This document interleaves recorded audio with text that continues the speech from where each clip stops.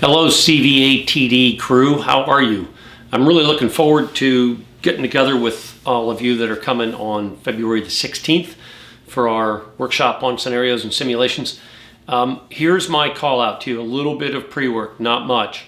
Come prepared with one of your workshops that you already have that maybe you would like to just use it as a test bed, or maybe you want to completely overhaul it, I don't know.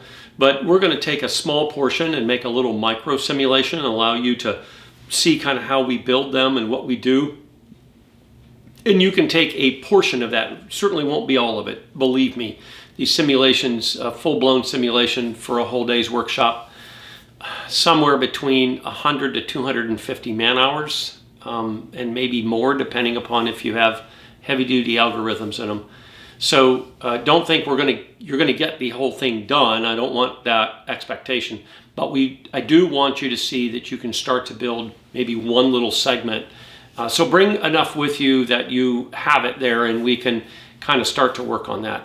Can't wait to see y'all. It's looking like it's going to be a great time, and I'm excited. So we'll see y'all then.